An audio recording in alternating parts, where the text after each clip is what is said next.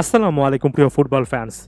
EFL কাপে বার্নসলিকে ৭-০ গোলে উড়িয়ে দিয়েছে ম্যানচেস্টার ইউনাইটেড এবং এরিক টেন হাগের অধীনে সবচেয়ে বড় ব্যবধানে জয় এবং লিগস কাপে সম্ভবত ম্যানচেস্টার ইউনাইটেডের সবচেয়ে বড় জয়, যেখানে আলেহান্দ্রো গার্নাচো 2টো গোল করেছেন, 2টো অ্যাসিস্ট করেছেন, 4টা গোলে সরাসরি কন্ট্রিবিউট করেছেন। এর পাশাপাশি আরও 1-2 গোলের উৎসমুখে ছিলেন। এক কথায় আমরা গার্নাচো একটা শো দেখলাম, অনেকটা 9.8 রেটিং দেখছি একাধিক প্ল্যাটফর্মে।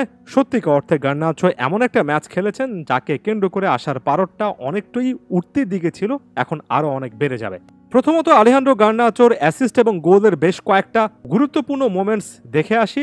রাশফোর্ডের প্রথম গোলটার ক্ষেত্রে আলেহান্দ্রো গার্নাচো অসাধারণ একটা সিদ্ধান্ত নিয়েছেন। অনেকটা নিচের হাফে যে বল পেয়েছিলেন সেখান থেকে যেভাবে একেবারে পিন পয়েন্ট একটা লং বলের মাধ্যমে মার্কাস রাশফোর্ডকে খুঁজে পেয়েছেন, গার্নাচোর এই উইংটে সুইচ করা অর্থাৎ লেফট উইং থেকে বা লেফট সাইড থেকে বলটা রাইট উইংয়ে অনেকটা ফাঁকায় দাঁড়ানো রাশফোর্ডকে ইনস্ট্যান্টলি খুঁজে পাওয়া সত্যিকার অর্থে আশা দেখাচ্ছে। এমন টাইপের সুইচ, এমন কুইক ডিসিশন থিঙ্কিং সকল কিছু আর্জেন্টাইন ফ্যানদের অনেক আনন্দ দেবে, ভবিষ্যতে আরো অনেক নতুন কিছুর কিন্তু আশা যোগাবে। মার্কাস রাশফোর্ডের সঙ্গে দারুণ একটা বন্ডিং কিন্তু মাঠের মধ্যে দেখা গিয়েছে। প্রথম গোলটা নিজের পেয়েছেন রাশফোর্ডের সেই লিঙ্ক আপের মাধ্যমে, যেখানে একটা টো ইউজ করে পোক টাইপের ফিনিশিং ছিল, এবং গার্নাচো নিজে যখন দ্বিতীয় গোলটা করলেন তার সেখানে যদি আপনি গোলের আগের মোমেন্টটা ক্যাপচার করেন সেখানে দেখবেন তিনি রানটা অনেক আগে মেক করেছিলেন, প্রেডিক্ট করতে পারছিলেন যে বলটা তার কাছে আসবে, এবং সব মিলে সেখানেও ফিনিশিংটা বডিটা একটু হালকা ওপেন করে যেভাবে ফিনিশ করে এসেছেন সেটাও দুর্দান্ত ছিল।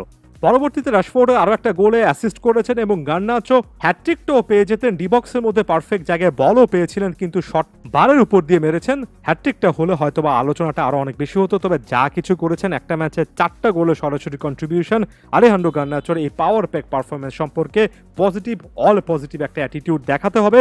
যেভাবে কুইক ডিসিশন নিয়েছেন, ফিনিশ করেছেন, সকল কিছুই পজিটিভ।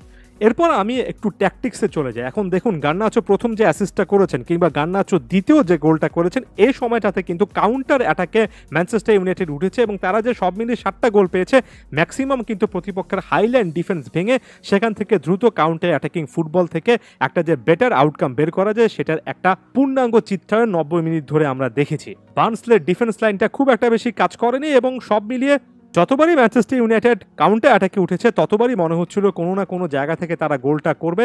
যে জিনিসটা এখানে আমি আসলে পয়েন্ট আকারে মেক করতে যাচ্ছি সেটা হচ্ছে কাউন্টার অ্যাটাকিং থ্রেট হিসেবে গার্নাচো সত্যিকার অর্থে এক্সপ্লোসিভ একটা ট্যালেন্ট। যখন প্রতিপক্ষ এসে আপনার হাফে আপনার উপর চার্জ করে এবং আপনার পজিশন গেমটা নষ্ট করার চেষ্টা করে, নিজেদের পায়ে বল রাখে, এই সময়টাতে আপনি যদি বলটা রিগেন করতে পারেন এবং ফাঁকায় দাঁড়ানো গার্নাচোদেরকে যদি পিক করতে পারেন, 1 ভার্সেস 1 সিচুয়েশন যদি তৈরি করতে পারেন, স্পেস পেলে অর্থাৎ আশেপাশে জায়গায় পেলে গার্নাচোর মতো একজন উইঙ্গার সত্যিকার অর্থে সবচেয়ে ভয়ঙ্কর একটা রূপে আসতে পারেন।